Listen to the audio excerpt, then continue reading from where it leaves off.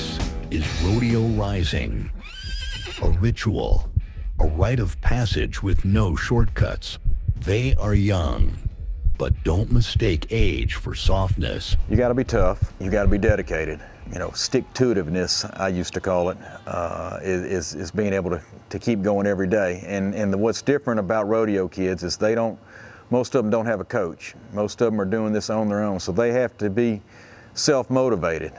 These kids ride with ghosts in their blood, with fire in their eyes, with the kind of grit this world forgot. I can't think of a single sport in the world that's as dangerous, because at the end of the day, you're not pulling the horses back or stopping them, and you don't get to say, never mind, I don't want to do this halfway through the ride. You're kind of in there when you're in there. You really never know when your last ride's going to be, and I've seen many people that have got on a horse and not knowing that was going to be the last horse they got on, and people have died in the arena.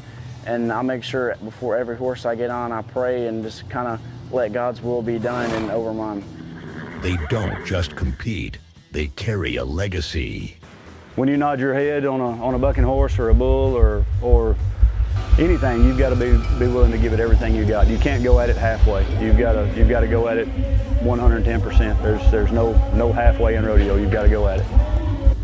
It's different when you get on the back of the bucking chutes, and you can watch it on TV, but when you're sitting there and you can feel the ground pounding off of a 1,400-pound horse, when that ground shakes when he comes by you, it takes a special switch. You've got to be able to turn that switch off and go on with it. You know, he's not the greatest on the team, but nobody on the court in practice can outwork him. He's going to outwork everybody else here. Everybody's got to try to keep up with him. They fall, they rise, they ride again, because failure out here isn't shame, it's fuel. This is where character is carved. And I came off the back of the horse, and he kicked me in the side of my head and flipped me upside down, and then kicked me in my liver and lacerated my liver in 3 spots, and I had to go to the hospital for that, and I was out for a good minute after that. But injuries are really, really common in the event I do, because you're pretty much tied to a wild horse. And I mean, you know you're going to have injuries, but you just kind of got to fight through them. Rodeo Rising isn't just a series, it's a movement. Across back roads and fairgrounds, in sun-baked arenas and late-night trailers, a new generation is stepping forward, rope in hand, hat pulled low. Because there's nothing that compares to the adrenaline rush of going down the alleyway. I mean, once you push your hat down on your head so it don't fall off, it's just you and the horse in the arena. It's just about faith over fear. Ready to prove what still matters, not flash, not fame, but honor, discipline.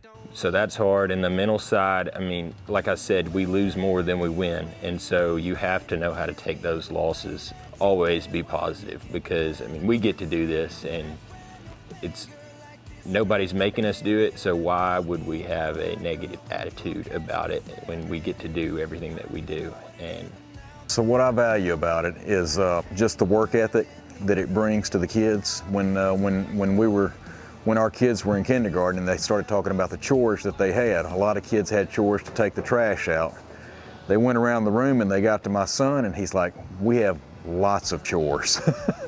We're feeding, we're haying, we're making sure everybody has water. We've got responsibilities that have consequences, and that carries over into their work ethic as they get older.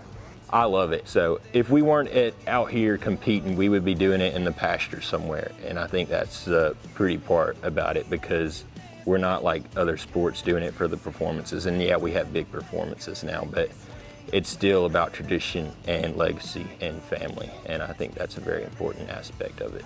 To care for a 1,200-pound animal and make sure that he stays healthy and know what to do. So it can be intimidating to enter, but once you enter, everyone here is helpful and can give advice and help you along the way. Respect for the animal, respect for the land, respect for themselves. They don't understand, the partnership that you have with your animals.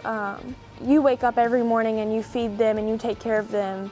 You bathe them before you bathe yourself. I mean, they don't understand the time and the effort that you have to put in. You have to show these animals love so that they'll show you love and compete good. And having these animals, it's not just about competing. It's about, having a bond and having a partnership with it, and I don't think that many people understand that. Mothers braiding hair before first light. Fathers tightening tack, hearts in their throats. Siblings cheering behind fences, dreaming of their own ride. This is Rodeo Rising.